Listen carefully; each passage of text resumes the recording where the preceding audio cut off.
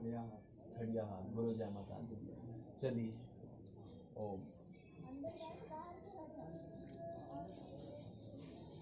पीर बाबा की मान्यता कौन करता है तुम्हारे?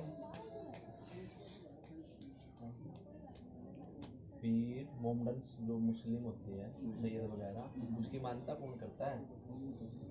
ये तो सामने सबसे पहले सैयद आ रहा है, बेटा खड़े हो यार।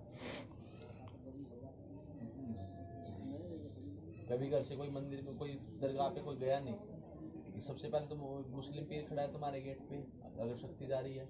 नहीं भूले मतलब एक आध बेर से कोई संग चले गए तो कहीं ना सकते जैसे पूजा मतलब पूजा नहीं करते हैं तो जैसे यहाँ तुम्हारे घर से कोई पीर पे गया है किसी के साथ लग के, हाँ बिल्कुल ठीक है, अकेला नहीं गया कि स्पेशल पूजा करने के लिए गया है। हाँ बिल्कुल सही। आज अंदर आ जाओ तुम, अब तो एक जना बाहर है।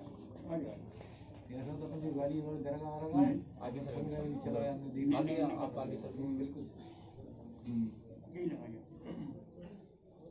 नहीं फिर बोलोगे क्या मैं तो सुनी नहीं बात, क्या होता है ना ऐसा। बोलो जय माता दी। वहाँ पीर पे कोई साथ लग किसी के साथ गए हुए हैं आपके घर से कोई? हाँ बिल्कुल ठीक है गए ठीक है। बोलो जय माता दी। हाँ महामाई चलो। ये बीमार कौन चल रहा है? ये तो ऐसे लग रहा है जैसे मशान का रोग हो जाता है ना, दिन पे दिन कमजोर होते जाना। आंखों आगे घुमेरी आती है। लैंग्वेज में समझ नहीं रहे आप।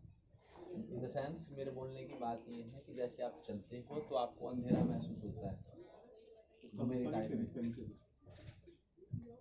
हाँ जी। शरीर में बेचैनी भी होती है आपको? और किसको दिखती है घर में? यहाँ 3 पीढ़ी की पूछा चलेगी, स्पेशल आपकी नहीं चलेगी। जो तेल का जो मेन हमारा मोटो होता है उससे आपकी 3 पीढ़ी तक की पूछा चलती है। आप आपके अकेले की नहीं चलेगी बेटा। और किसको दिखती है घर में? पता नहीं, किसी लेडी से पूछा घर में? फोन ले रहे हो आप? घर में माता जी होंगी तो फोन मिला के पूछो कि किसी को कोई और दिखी थी क्या। पोस्ट कर। बोलो जय माता दी। जय माता। जोर से बोलो जय माता दी। हाँ माँ चलो। एक तो तुम्हारे वहाँ कोई लेडीज मरी हुई है जवान अवस्था में। जब तू सोता है तेरे को टांग में कोई झटका भी महसूस हुआ था क्या पहले? शरीर को पूरे को दबाता है आके, और मैं क्या हनुमान जी का भक्त छोटे से तो उनको याद करता हूँ तो चला जाता। शरीर पे दबाव होता है, उसमें आवाज दिखती है, आवाज लगती है। इसमें आवाज आ रही है बेटा, आवाज तो लगती है घर में। लगती इन द सेंस ऐसा लगता है कि कोई आवाज दे रहा है, सुनाई सी लगती हो। ऐसा किसी को होता है घर में?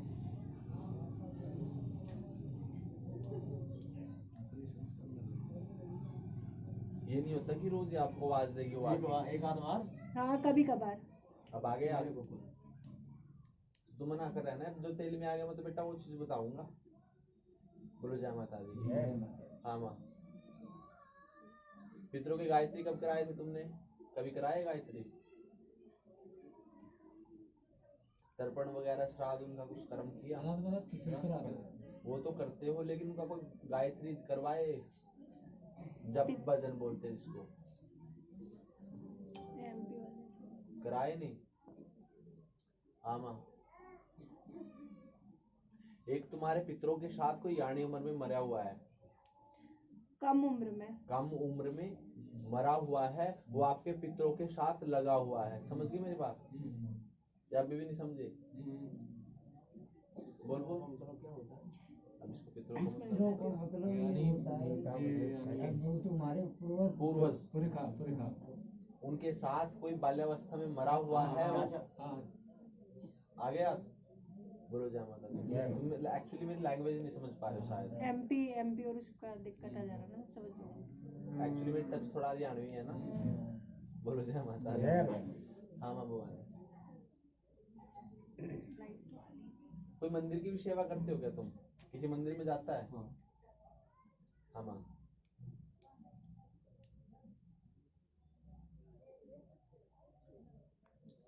एक हनुमान जी की मूर्ति आ रही सामने बार बार।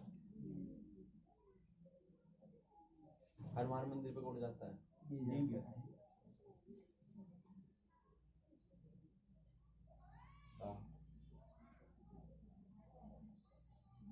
अच्छा ये बता बेटा, तेरे को कंपन भी महसूस होती है कि शरीर में कभी कभार?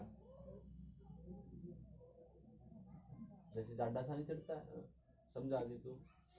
झंझनाहट सी आती है कभी बॉडी में, कभी महसूस किया? इसमें तो दिख रही है, तेल में तो बेटा ध्यान नहीं दियोगे। ध्यान नहीं दिया होगा इतना।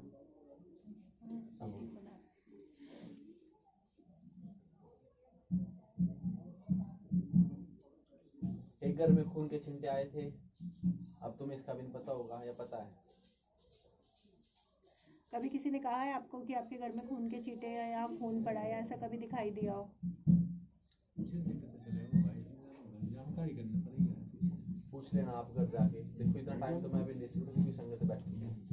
एक घर में खून के छींटे आए हुए हैं, ठीक है। जो इस कर्म दिख रहा है ना आपके घर पे, जो पितृ बाधा है, देवताओं को, आपके पूर्वजों को तो सबसे पहले बांधा गया है, उनके साथ नेगेटिविटी लगी हुई है। जो यानी उम्र का बच्चा है ना, जो आप उनको कुछ भी दे रहे हो, समझ रहे हो मेरी बात, उनसे पहले वो खुद स्वीकार कर रहा है, उसको प्रेत बोलते हैं। समझ गए मेरी बात?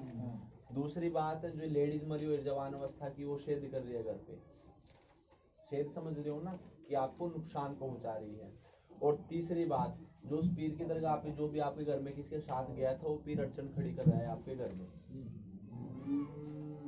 समझ गए मेरी बात? बोलो जय माता दी। चौथा कर्म क्या है? चौथा कर्म ये है कि घर पे करवाया हुआ है, घर को बांधा गया है चारों तरफ से, बीमारी घर से निकल नहीं रही है। समझ गए मेरी बात? और दिमाग किसी का काम नहीं कर रहा है पूर्ण रूप से। जैसे एक दिमाग काम करता है ना कि मेरे को ये कर्म पूर्ण रूप से करना है, वो वहां से हट जाता है, सोचते सोचते वहां से एकदम हट जाता है, उसकी साइड ही चेंज हो जाती है। समझ गए मेरी बात? बोलो जय माता दी। एक तुम्हारे घर में से किसी ने देवी का कुछ बोल रखा है, ठीक है। ये मंदिर दिख रहा है, छोटा सा मंदिर मेरे सामने आ रहा है, प्राचीन मंदिर आ रहा है, वहां का किसी लेडीज ने प्रसाद बोला हुआ है बेटा, एक वहां प्रसाद छिड़वा के आओ। ये देवी का मंदिर आ रहा है सामने,